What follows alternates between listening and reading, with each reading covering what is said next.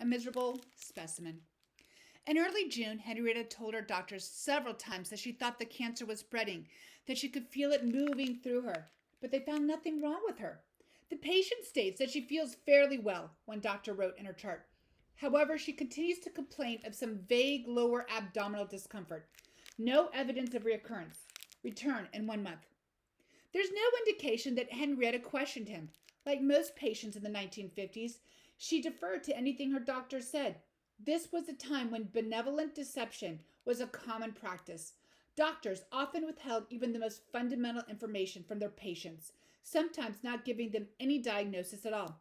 They believed it was best not to confuse or upset patients with frightening terms they might not understand, like cancer. Doctors knew best, and most patients didn't question that, especially black patients in public wards. This was 1951 and Baltimore. Segregation was law, and it was understood that black people didn't question white people's professional judgment. Many black patients were just glad to be getting treatment, since discrimination in hospitals was widespread. There's no way of knowing whether or how Henrietta's treatment would have differed if she'd been white. According to Howard Jones, Henrietta got the same care any white patient would have. The biopsy, the radium treatment, and radiation were all standard for the day. But several studies have shown that black patients were treated and hospitalized at later stages of their illnesses than white patients.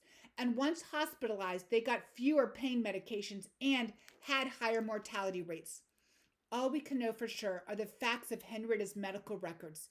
A few weeks after the doctor told her she was fine, she went back to Hopkins saying that the discomfort she complained about last time was now an ache in both sides. But the doctor's entry was identical to the 1 week earlier. No evidence of reoccurrence. Return in 1 month. 2.5 weeks later, Henrietta's abdomen hurt and she could barely urinate. The pain made it hard to walk. When she went back to Hopkins, where a doctor passed a catheter to empty her bladder, then sent her home. 3 days later, when she returned complaining once again of pain, a doctor pressed on her abdomen and felt a stony, hard mass. An x-ray showed that it was attached to her pelvic wall, nearly blocking her urethra. The doctor on duty called for Jones and several others who treated Henrietta.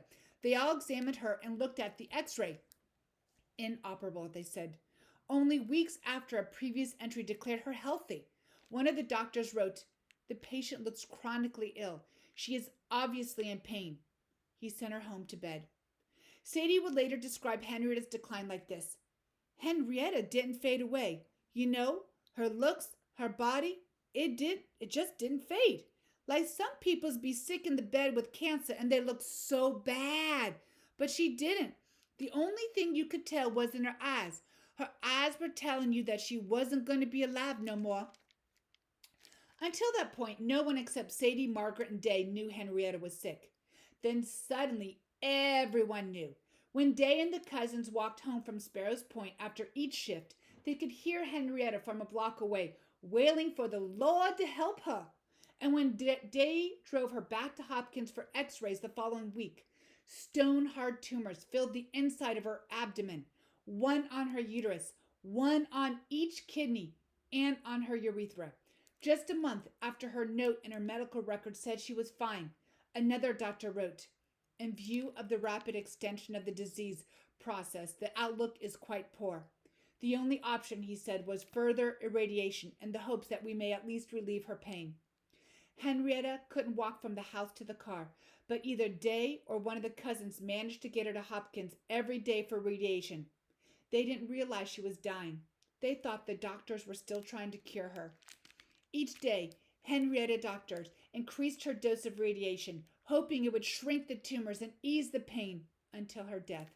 Each day, the skin on her abdomen burned blacker and blacker, and the pain grew worse.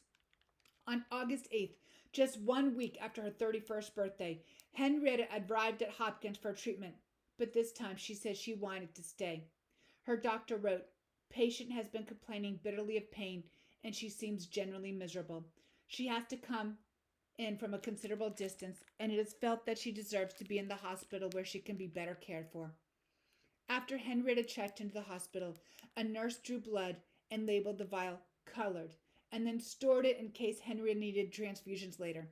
A doctor put Henrietta's feet in stirrups once again to take a few more cells from her cervix at the request of George Guy, who wanted to see if a second batch would grow like the first. But Henrietta's body had become so contaminated with toxins normally flushed from the system and urine, her cells died immediately in culture. During Henrietta's first few days in the hospital, the children came with Day to visit her, but when they left, she cried and moaned for hours. And soon the nurses told Day he couldn't bring the children anymore because it upset Henrietta too much.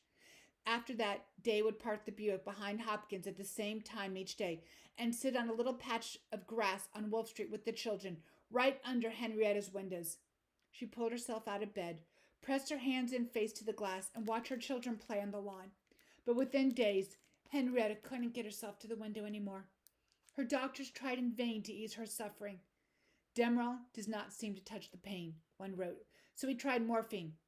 This doesn't help too much either. He gave her Dromeran. This stuff works, he wrote, but not for long. Eventually, one of her doctors tried injecting pure alcohol straight into her spine. Alcohol injections ended in failure, he wrote. New tumors seemed to appear daily on her lymph nodes, hip bones, labia, and she spent most days with a fever up to 105. Her doctors stopped the radiation treatment and deemed as defeated by the cancer as she was. Henrietta is still a miserable specimen, they wrote. She groans.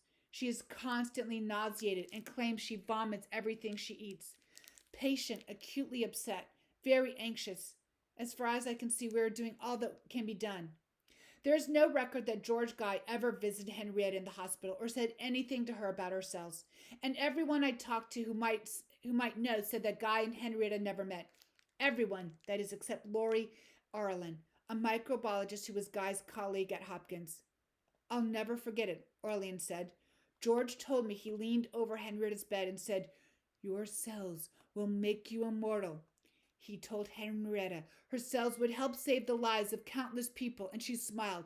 She told him she was glad her pain would come to some good for somebody.